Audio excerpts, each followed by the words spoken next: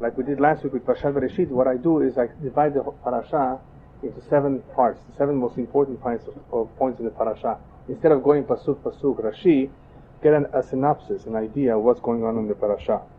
One of the things that comes up and becomes clear and apparent from the very beginning of Bereshit and into Noach is that Hashem has 2 names. Hashem has many more names, and the rabbis tell us that each name corresponds to a different attribute, a different characteristic, a different mode of conduct that HaKadosh Baruch Hu demonstrates in managing the world. You will find 2 names. One is Elokim, and one is Hashem, Yud Kei Vav Kei. So the rabbis tell us what's the difference between these 2. Very important difference. Elokim is Midat Hadin. Hashem, Yud Kei Vav Kei, which we don't pronounce unless you're saying a beracha, Ado Hashem, is Midat HaRachamim.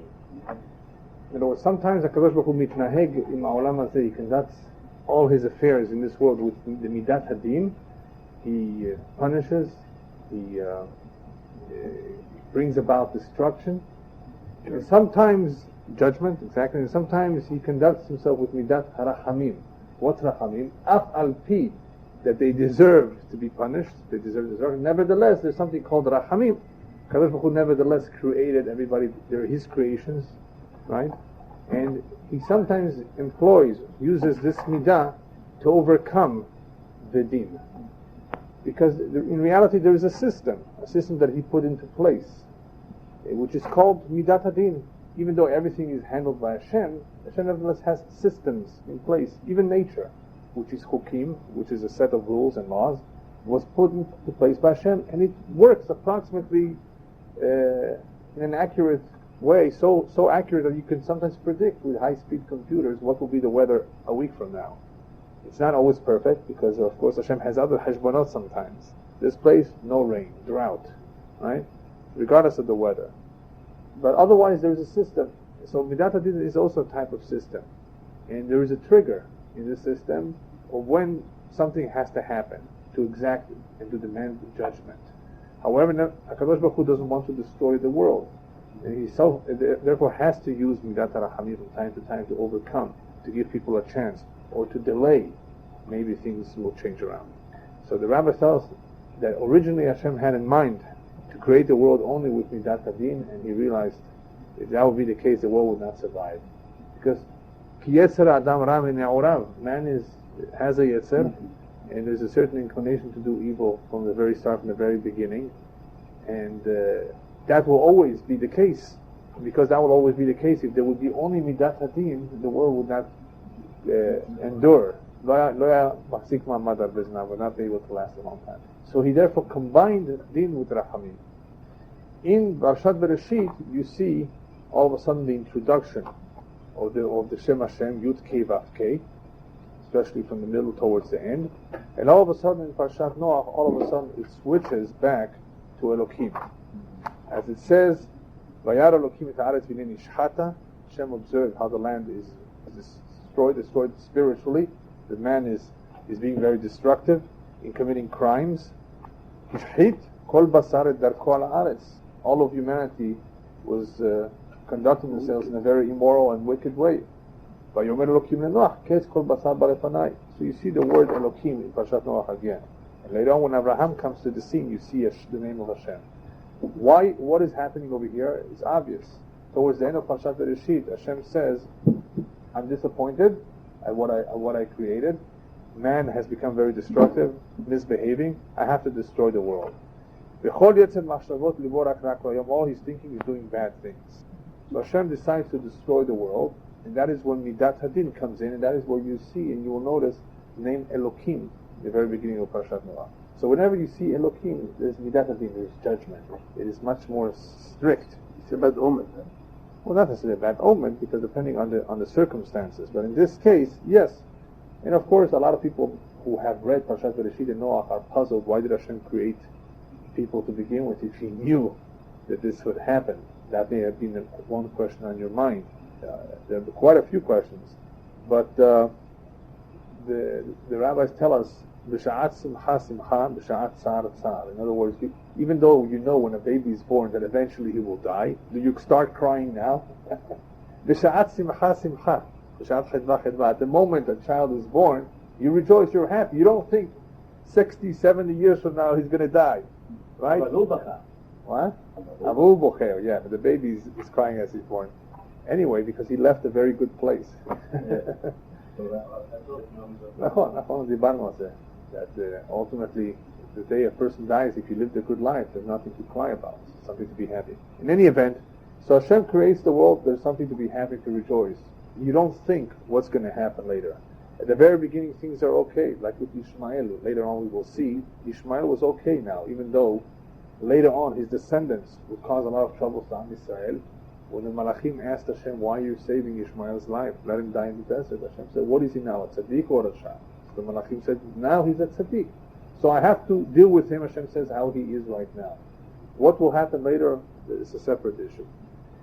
So, in the end, man does turn away from Hashem, and the whole world becomes a very immoral place. So Hashem decides to destroy them.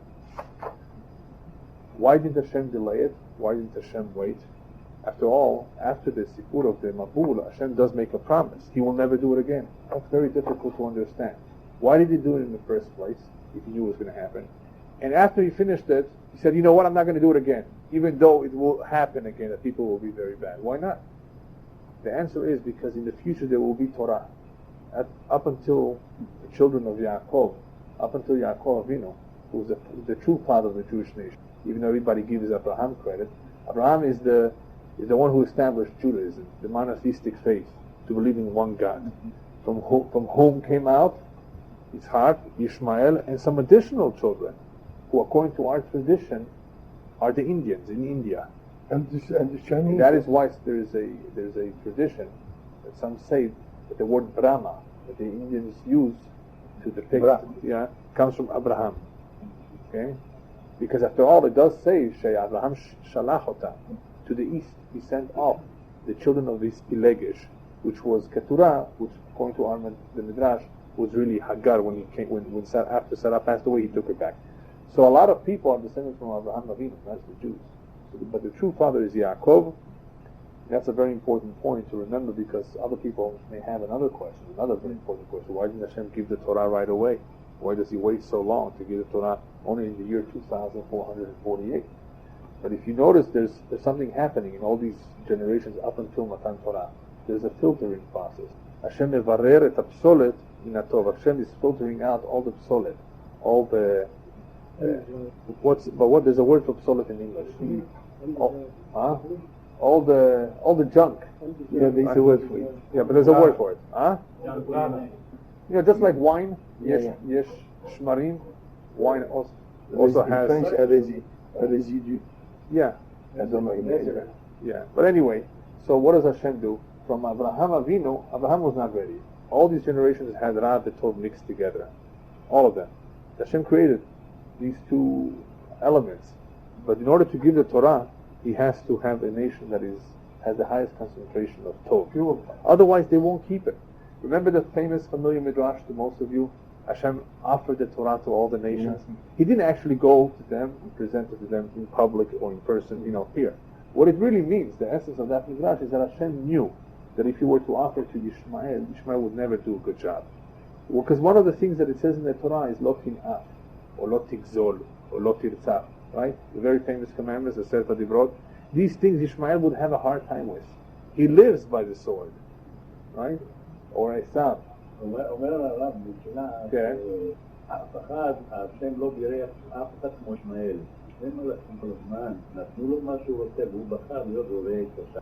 כן. היה לו כל האפשרות להיות צדיק. Yeah, everybody has, לכולם יש את האפשרות, everybody has free will להיות צדיק הרשע. אבל הקדוש ברוך הוא, who created the human being, הוא יודע את טבעם של כל אומות העולם, as I mentioned in one of the drashot, 10 קבים של זימה ירדו לעולם. 10 levels, or 10 degrees, or 10 portions of immorality came down to this world, וישמעאל לקח 9. והעשירי לקחו כל העולם. So he has, יש לו 9 קווים של זימה אצלו. Is he considered Zerah of Abraham? Yeah. So when you say Hashem gave the land to Abraham, is he part of this? Yes, that is why they have been in So they're going Israel. to stay forever there? No, they're finished. Once the Ottoman Empire according to many opinions. Once in Arabic, khalas. the Ottoman Empire, the Turkish Empire, which represents Islam, the last vestige of the Muslim Empire, came down, then there's That's what Bin Laden was they to lost do, the Ottoman Empire. They lost the rule in the Rahizani, little by little. There's still a little bit left over. But anyway, that's a different subject. We're going to get off the subject. All right. There's a question. Yeah.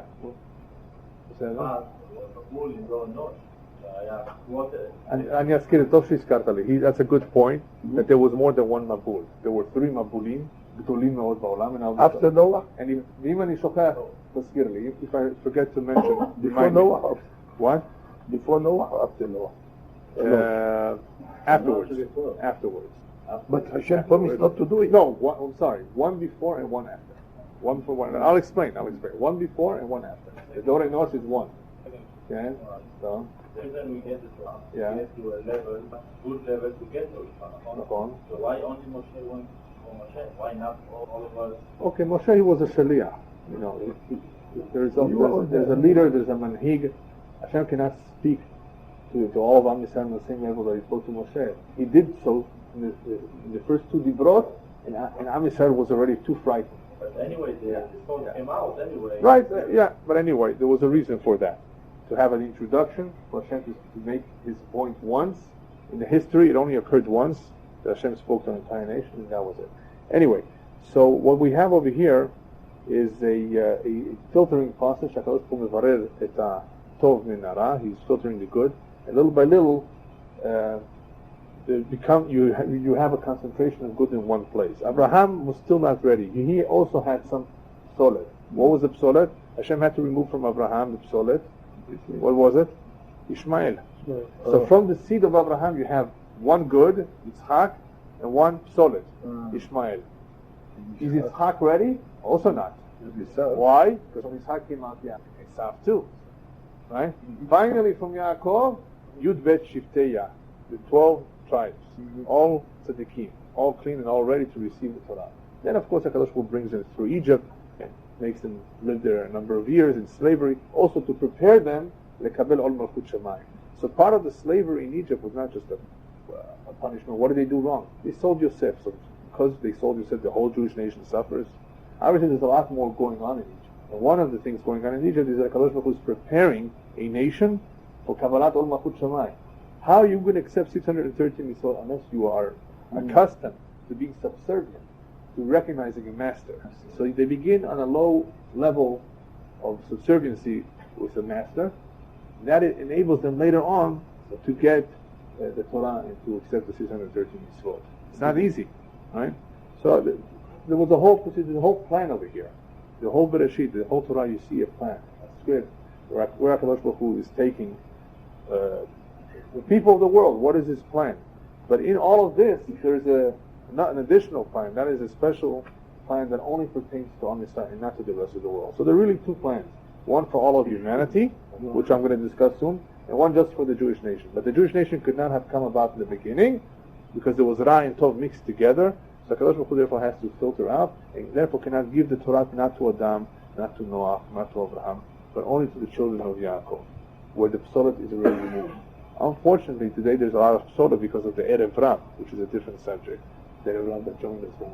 Okay, so Hashem uses the attribute of Elohim, of Midat Adin in Parshat Noach. Why? Because he's about to destroy the world. He says he will not destroy it again, but now he wants to destroy it. Why does he want to destroy it? Why would Hashem want to destroy it? Why didn't he give him a chance? First of all, the answer is he did give him a chance. 120 years. Exactly, 120 years. It took Noach to build the Tefillah. And why so long? He could have built it in less time, especially if he would have had help.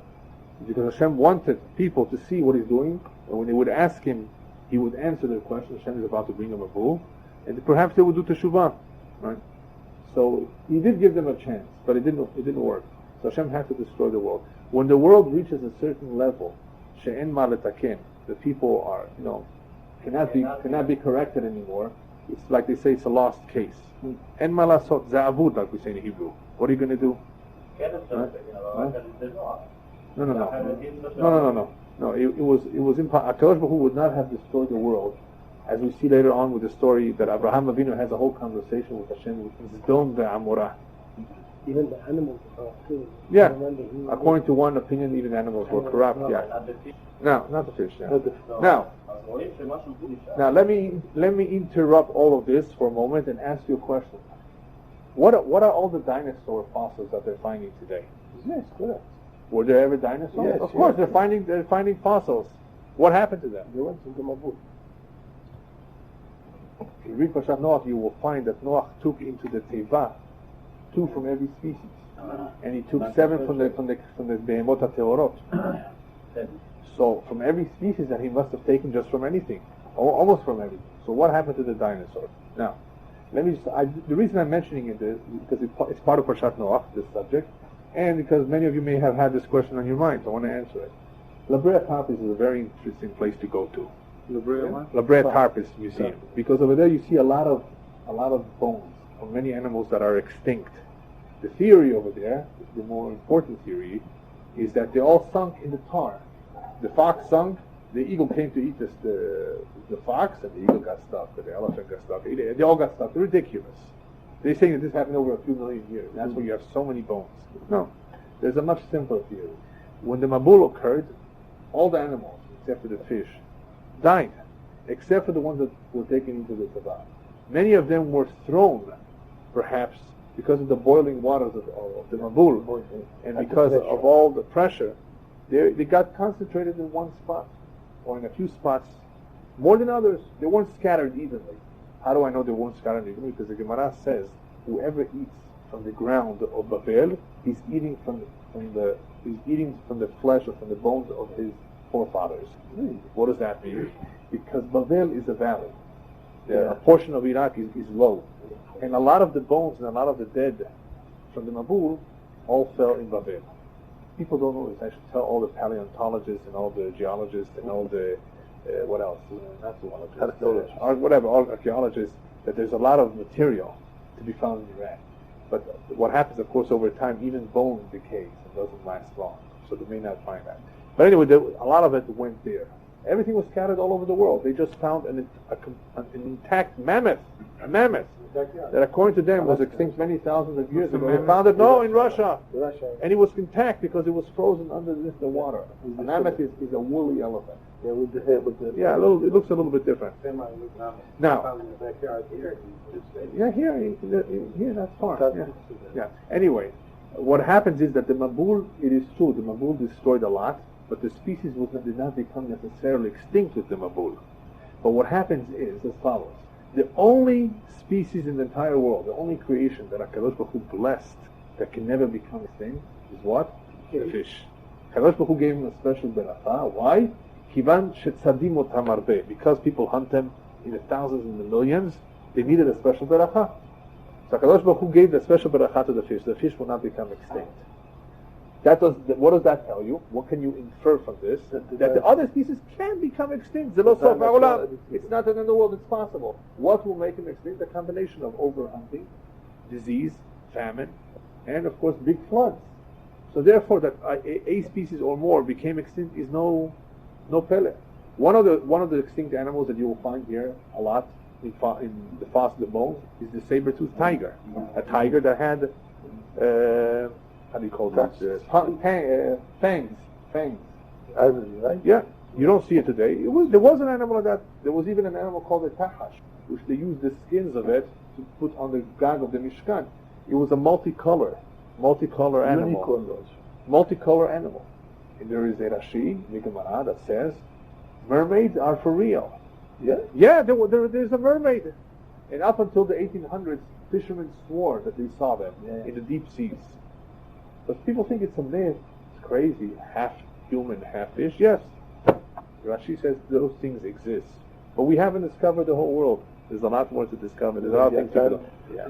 Anyway. The fish is multiplied in yeah. Fish. Well, mammals are something else.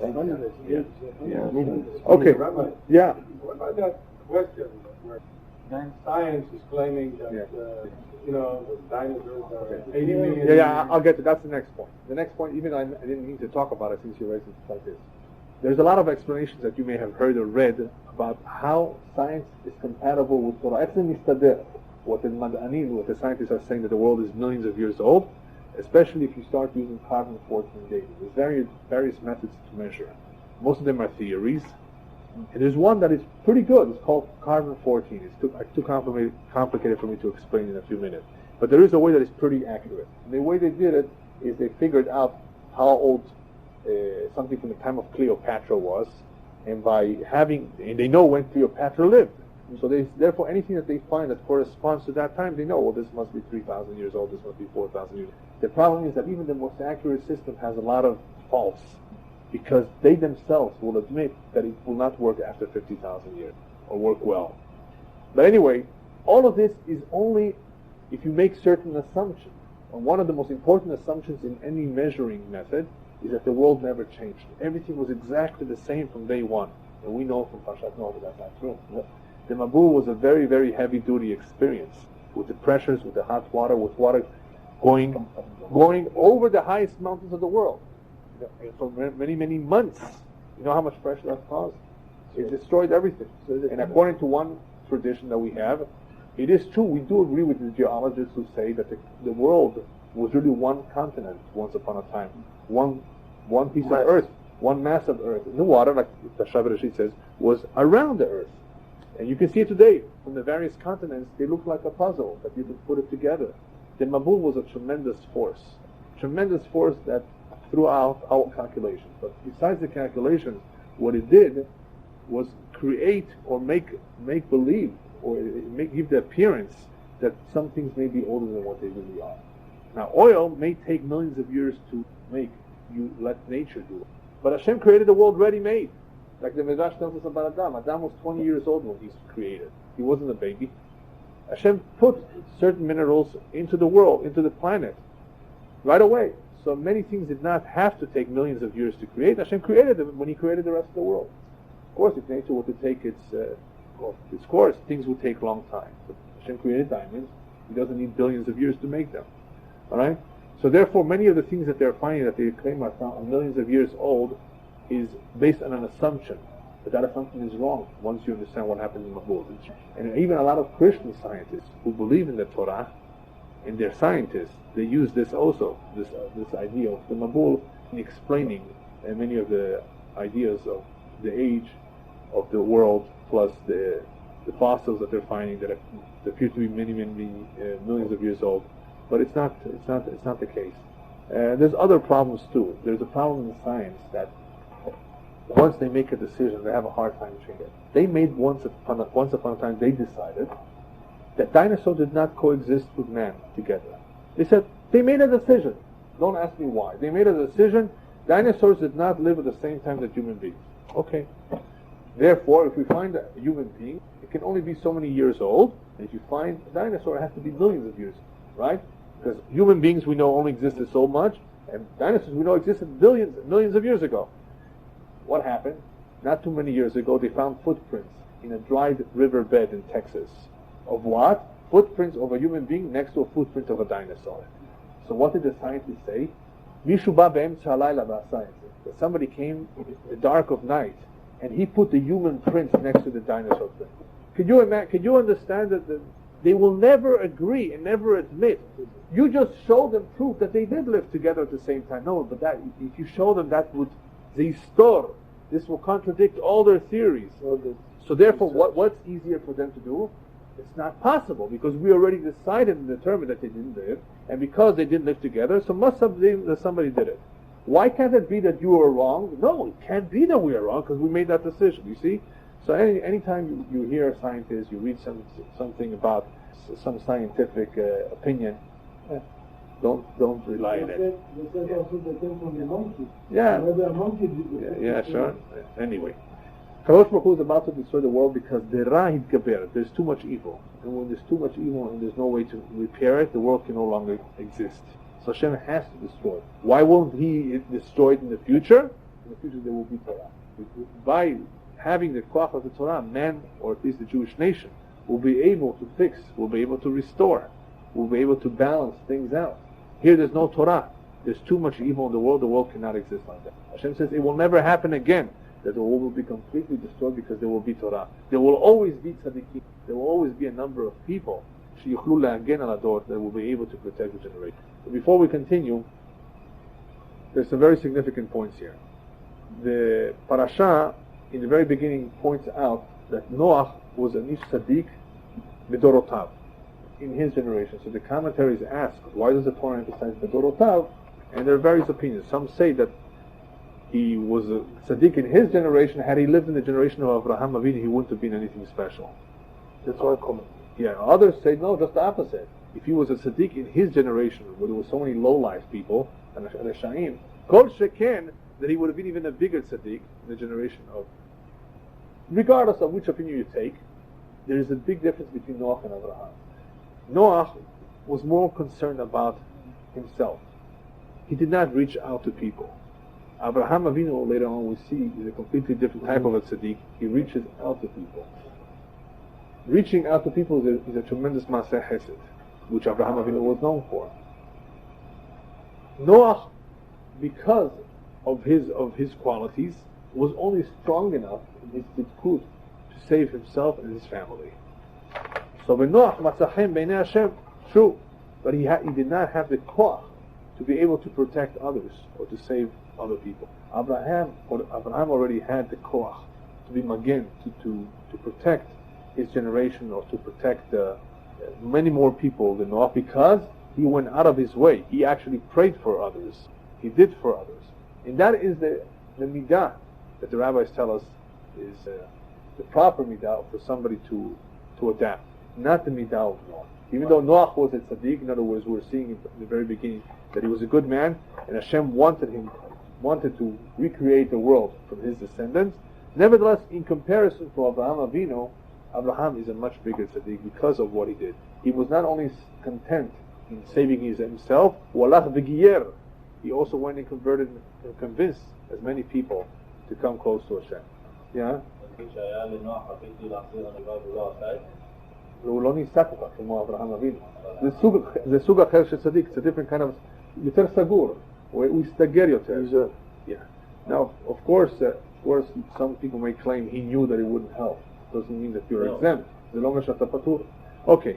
Anyway, so that's one point that is obvious in the very beginning, that Noach is definitely a good man, but in comparison to Abraham, there is no comparison. They're two very different types of people. When one is a big tzaddik, he's able not only to save himself, he's able to save his community. Sometimes because of one Jew living in a community, the whole community is saved. There was once a Jew that used to say Tehillim all his life. After he passed away, he came in a dream to the rabbi. He said, as long as I was alive, this town had no problems. It was not invaded. People did not die young. It was just the Tehillim that I said. Now that I'm not around, you better do something because you don't have that protection anymore. So we see that sometimes one man, if he's a big tzaddik, can protect not only himself, his family, but even an entire community. He did not help Abraham with Sodom and Gomorrah for other reasons, which we'll get to there. Anyway, let's go on. Before I forget, with the Mabul you asked, they covered the entire globe, except according to the Midrash, Eretz Israel was not covered by the Mabul, but otherwise the entire globe. There were two additional Mabulim. One before, the Dorosh El Enosh, which covered 2/3 of the world. Same what always. Yeah. One. There was two Mabuls. One covered 1/3 and one covered 2/3. There's different opinions which one was which.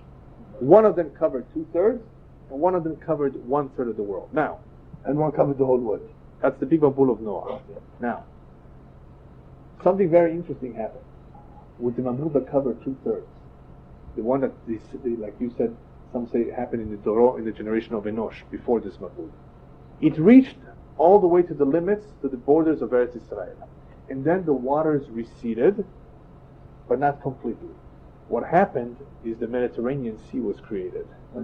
Mediterranean Sea, all it is a big swimming pool, a big lake, of the waters from the Dorosh and Enosh, according to one of them, that receded, went back to the Atlantic and Pacific Oceans, and stay there. Now, what happened, therefore, is that what you see, the islands that you see in the Mediterranean Sea are in reality the peaks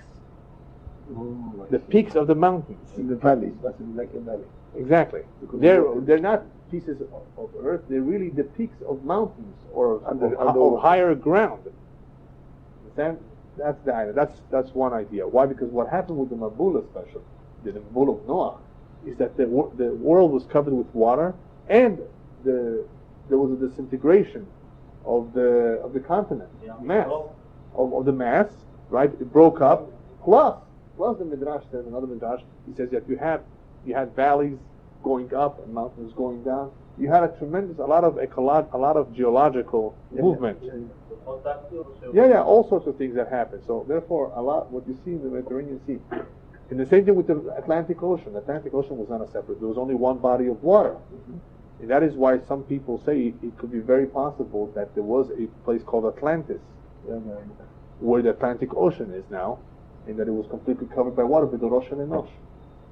You follow? And they're finding all sorts of things in that area. So it's very possible. But that was 1/3 and 2/3. So there were other Mabulim, but it did not cover the entire globe. One reached till the Canary Islands, to the Strait of Gibraltar. How many years between one? A few hundred years. Yeah. Well, A few hundred years. So the third one was after. One you had one, the Rosh and Enosh, you had the big Mabul, then you have another one later on, which reached approximately, according to my understanding of the Midrash, to the Straits of Gibraltar, Canary Islands. That area where you see there's a small. The strait. The strait is very, very narrow between Spain and between North Morocco and between southern Spain. Very, very narrow. So it reached till they that. closed it during the war. Yeah. Anyway, so there were other additional Mabulim, but they were not. They did not affect the entire globe. Okay, let's go on. Another idea in Parashat Noach is an incident occurs in Dora Flagan. They build or attempt to build a big tower to reach the heavens. Hashem destroys it.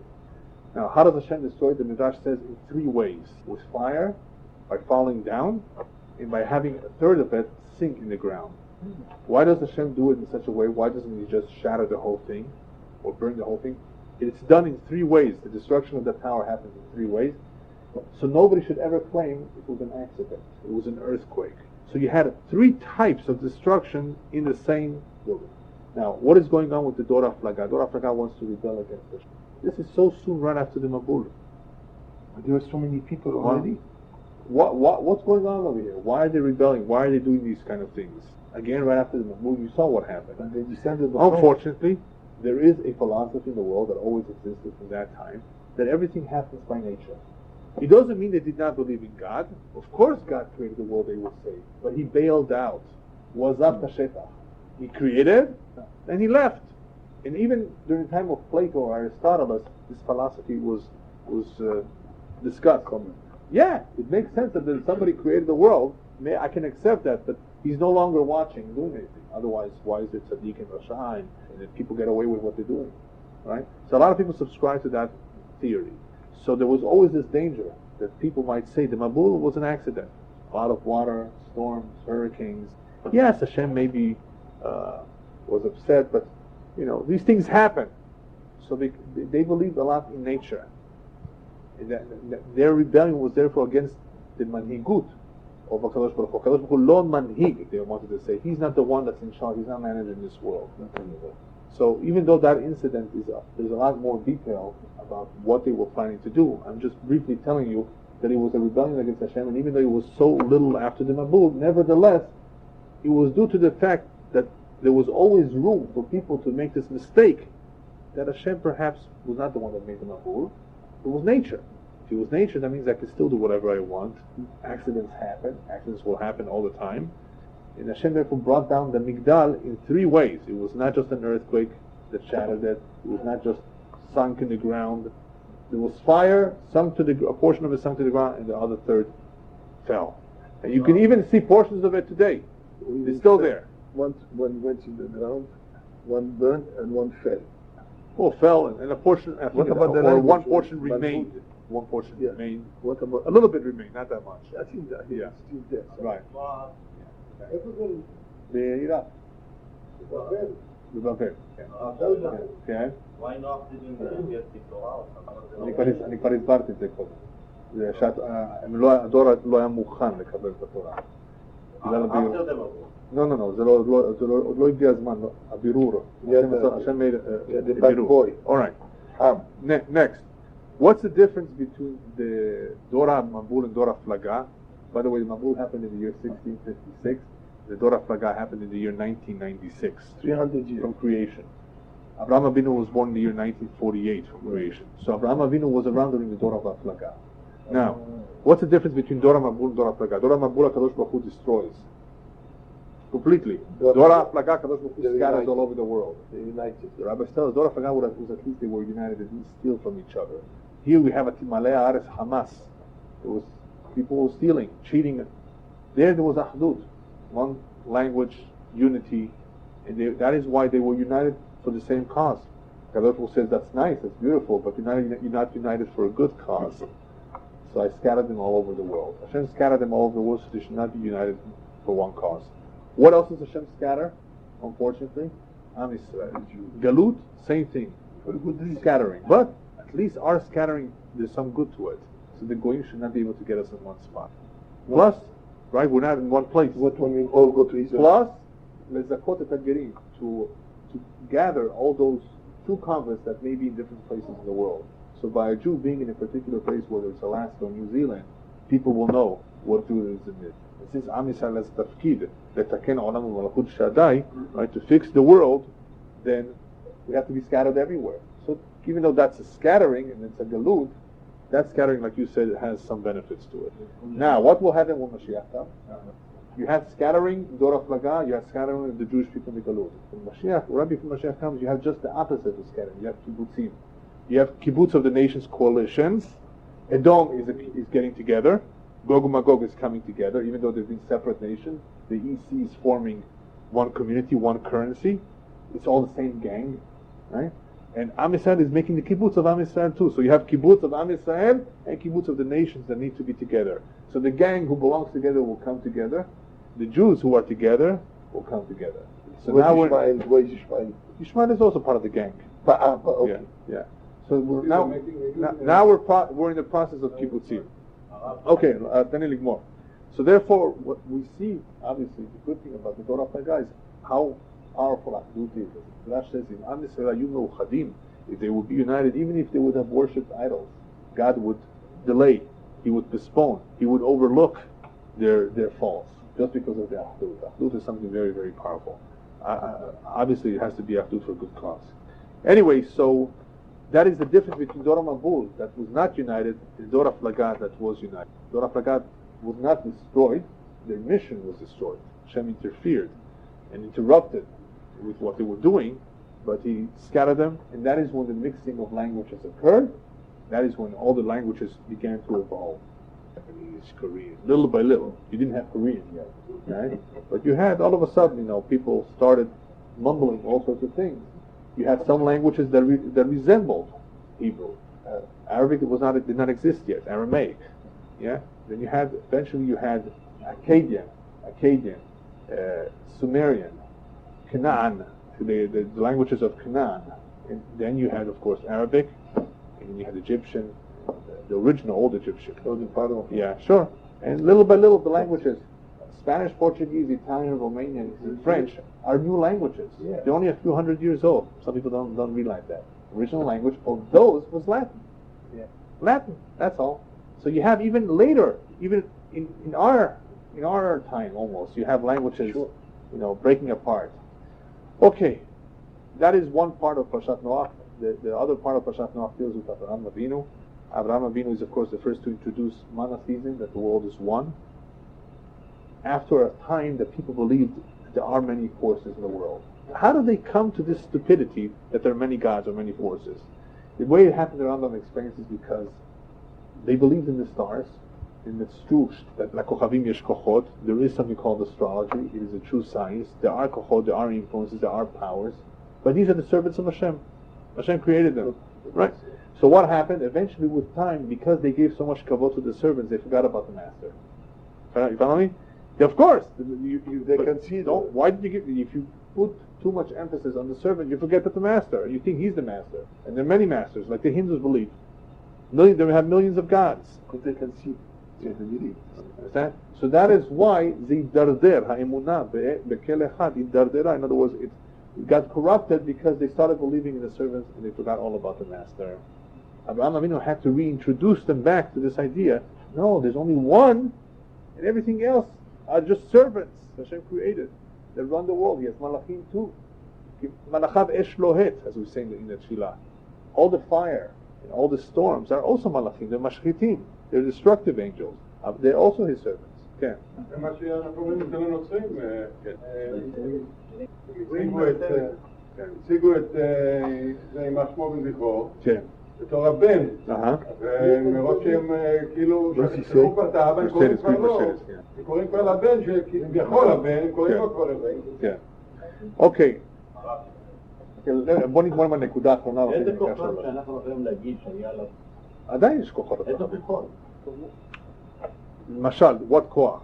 הגמרא אומרת, למשל, שיש על כל, on every blade of grass, על כל העשב, יש מלאך הממונה עליו שאומר לו, תגדל. On every blade of grass, there is some כוח עליון, there's sometimes not a real מלאך, but some כוח עליון that allows him to grow. If you look around the whole nature, there's a tremendous amount of chokhmah, from the smallest worm to the... Just look at the whole system of bees and pollination. And there's so much chokhmah. I mean, I have a beautiful video that I would be happy to share with you that shows the tremendous chokhmah in the teva that you know by yourself. If you're honest, you have to be honest that this could not have happened by itself, right? So once you pay attention to all the details, which Bezrat Hashem will cover. By the way, next week I'll be in Mexico for a wedding. So Thursday, so I won't be here. So what doesn't mean we're going to... So give us... Now Bezrat Hashem will do it the following week. Give us 2 hours. We'll be behind a little bit, or 2 hours if 2 you hours. want. 2 hours. If you want. But anyway, so there is הרבה דברים רואים בטבע, all sorts of... But if you're honest with yourself, אם אתה ישר, אם אתה אמיתי, you see the chokhmah of Hashem. You see it's a handiwork, right? It's the handiwork of Hashem. Look at all the galaxies, the stars. Now, nature, these are nature. Now, HaKochavim, HaKadosh Baruch Hu bara Kochavim. So in Bereshit it says that they have a purpose. Ma tafkid shel HaKochavim? Anybody remember? To own the sky with the moon and the sun. Besides to illuminate, besides light at night, חוץ מהאור שהם נותנים, במדבר, if you're in the desert, you want to use starlight. Not only that, today there's something called night vision. Today there's something called night vision. Night vision that the military is using right now. They want to use it in Afghanistan. What's night vision equipment? It magnifies starlight. So לוקח את מה שיש, even a little bit of star, and it magnifies it 500 times. So you're able to use the starlight, if you know how to magnify it, to your benefit. But anyway, so HaKadosh Baruch Hu created them leha'ir, but also for another reason. Anybody remember? To have the sun and the moon and to be ornaments to the sky. להבדיל בין היום ובין הלילה, והיו לאותות ולמועדים ולימים ושנים. והיו למאורות מלכי השמיים לעיל הארץ גם כן. They will mainly be, besides illumination, לאותות ולמועדים, for different signs. You will be able to read, if you're a good astronomer or astrologer, you'll be able to read what the stars represent. מה הם אומרים לך. Now, אנחנו לא מפחדים. We do not, of course, fear or not concerned with astrology, because we are above the mazal. אבל זה לא אומר שהוא לא קיים. There is a mazal שהם משפיעים, and they determine when a baby is born at that moment that he's born, whether he will be poor or rich, whether he will be ugly looking or nice looking or attractive, how many children he will have, how many losses he will live, how long he will live, which diseases he will have. All of that is determined by the package that a person receives when he's born, called the mazal. Hashem puts somebody in a package, and that package somewhat explains why people have different life experiences. Why is he rich? Why is he poor? Why does he get sick at 35? Why does he have 10 lawsuits? Why does he always apply with a good resume and he always gets not accepted? He always gets fired from his job. Why is this tall, this short? So people will say genes, schmeens. It's not all in genes. Yes, genes is important, but there's also something called mazal, which is a big subject I can speak for 5 hours and not finish. But the idea is here that HaKadosh Baruch Hu put these kochot, and that led to Avodah Zarah. Because they saw that if Ma'adim nimtza po, if the position of Mars is in a particular place, it means that there might be war. And if Mars is not on my side, I will not win. Ad kedei kan. It's true. And you know what? That Sadat, when he arrived in Israel on his plane, he didn't go down the Madrigot right away. He was a half an hour in the plane before he opened the door and went out. Why? Because his astrologer told him, "Be'ezeh sha'ah latzet me'amatos." This is a good hour for you. עד כדי כך, the goyim believe in this. Because יש משהו בזה. אבל עם ישראל אסור לו ללכת אחרי זה. Especially, לא בגלל כוחות הטומאה, זה השם ברא את זה, זה לא טומאה. Because it could mislead you. נכון, it could take you away from the Torah, from הקדוש ברוך הוא. ככה הגיעו לעבודה זרה. You think עבודה זרה is a fake? אתה חושב שזה לא אמיתי? What, people are stupid? No, people are stupid too. But a lot of these things were not pure fabrications. היו כוחות, ויש כוחות בעולם. כוחות רעים, bad. From the Tumah, in Africa and the Buddha and all these things. So they see, הם רואים משהו, so they believe in it. They don't understand that this is מכוח הטומאה. This goes against the creation. Jamaica. Yeah, exactly. So הקדוש ברוך הוא רצה להרחיק אותנו מכל זה, and that is why he forbids all of these things for us. But anyway, the goyim went after this, and little by little they forgot, as I said before, about the master. Anyway, the last point that I want to mention is that, as you know, Am Yisrael has a tafkid, a mission in this world, that Taken Olam will try to fix the world, to restore the world to what it should be, according to the original blueprint. Sheyesh rak tov ve'en ra. The only way to accomplish that is with the Torah. The Umot HaOlam received 7 Noachite laws, 7 basic laws. That's all they need. They have to maintain law and order. A healthy, normal society. Gilui arayot, avodah zarah, shfichut damim, gezel, dinim, eber min hachai, and what's the other one? Did I write it down here? And Birkat Hashem. In other words, they cannot steal, they cannot kill, they cannot commit adultery, they cannot curse Halila using the name of Hashem, they cannot eat ever min hachai, a limb from an animal that's still alive, and they have to set up a system of justice. Courts, police, so people should not break the law. Society should run normal. If they break any of these laws, hayavim itam, just for one of them. And when you see things happening to a country, to a nation, or an empire going down, or natural disasters, is because one of these areas is not good. And unfortunately, in this country, even though there's been a lot of prosperity, and Hashem has blessed this place for a variety of reasons, nevertheless, if something bad happens, you know that Hashem is not happy. What are the 3 that don't? So 1 second. So therefore, unfortunately, when Mashiach comes, when the time arrives, you will notice a lot of dinim ba'olam, a lot of chaos, a lot of judgment, because Hashem has a long record. Yishlo cheshbon aroch itam, what they did to Am Yisrael, number 1. Number 2, the way they conduct themselves today. They're a bunch of hypocrites. En lahem emet. It's like Esav. He shows that he's kasher. You know the Hazir shows off that he's kasher, his hoofs. But inside he's a completely behemat temeah, right? So this unfortunately will be this will be very evident right before Mashiach comes, that you will have many things. You have many things happen in the world as a result of the cheshbon aroch, plus the current conduct of what they're doing. Remember the epicenter of the Northridge earthquake? Where was it? The epicenter, underneath the center of child pornography. The building that was on the epicenter that was destroyed was the center of child pornography. So obviously, yesh din v'yesh dayan. There is a system. There is a judge upstairs. You don't always see it. If you would see it, it would be too obvious. Your free will would be taken away from you. Hashem wants free will to remain. Otherwise, it doesn't make sense. We're not robots. We're not puppets. Hashem wants us to allow us to have the opportunity to choose between right and evil, between good and bad. But Am Yisrael has that additional mission. On top of all of that, in other words, to teach the world, to be a light unto the nations, and to show to them what really needs to be done. Only we have that mission. The rest of the world doesn't need to do that. All they need to do is keep the 7 mitzvot b'nei Noach, and they have a chelek l'olam haba. If a goy kept the 7 mitzvot b'nei Noach, what says it because Hashem tzivah, because Hashem commanded, he has a chelek l'olam haba. What are the 3 they don't keep? Shabbat? No, they only have 7. Out of 10? Yeah. We have 10, they have 7. What do you mean we have 10? We have 613. Oh, you're talking mitzvot, not commandment. I thought the 10 commandments. No, that's something else. Oh, yeah. Okay. Now, because we have such an important mission, we also have the mitzvah yarek ve'al yavor. We cannot transgress 3 cardinal sins, even if they put a gun to our head. Right? Adultery, or acts of immorality, killing someone, or bowing down to an idol. The goyim don't have that mitzvah. If you force them, they can do it. Why?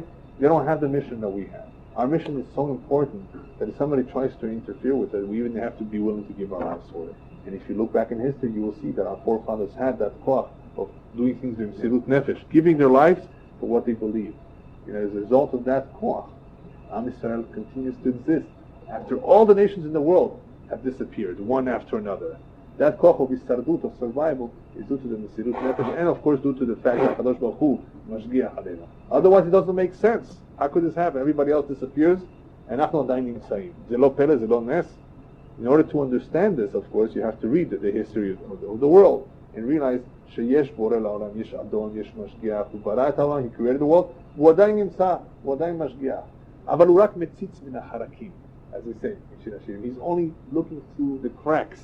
The windows is not wide open, it's not wide, it's not obvious. But when Mashiach comes, at that point it's going to be obvious to everybody. These are some of the points in Parashat Noach. It's an important parasha to read, whoever can learn it with Rashi. We are descendants from Shem. We are descendants of Shem. Anyway, in Parashat Noach there are various other points. There's the points of the consumption of meat. Hashem gives permission to eat meat. Before then they would not have killed animals to eat their meat. The Gamken in the Parashat Noach. So Yafet came, who is coming? You have the world splitting into three parts: Shem, Ham, and Yafet. You see that also in Parashat Noach. Shem is the Semites. The Ham is mostly the Africans and maybe some of the Asians. And Yafet is some of the Europeans. So we are Shem. Yeah, of course we are. And the Arabs are Shem too. Of course. You see, you have a lot of people who are from Shem, but Kadosh Baruch Hu had to filter out the one that he wanted, that he knew that he can trust, that they will be keeping the Torah. Everybody else, if Hashem would have given the Torah, they would not have been able to keep it. Look at the seven. The seven they barely could keep.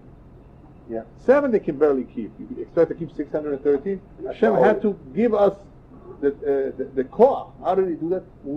Birer. He removed the psolet miyatot. So Kosher Orif is good. So therefore the Kshiyot Orif that we have, even though Anachnu Akshanim, we're stubborn, that stubbornness is sometimes helpful.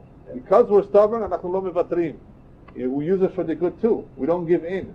We don't change. Right? Nobody's perfect. Right? But at least the greatest concentration of Tov inside them. And where's the greatest concentration of Ra? It's in Amalek. Now you understand Lama Yesh Mitzvah Limchot et Zera Amalek, because they represent evil at its greatest and most powerful form. And they want to destroy us. So we need to destroy them. Because they interfere with our mission. They will not let us do our job. Amalek therefore is the greatest enemy of the Jewish people. Because we are the greatest enemy to them.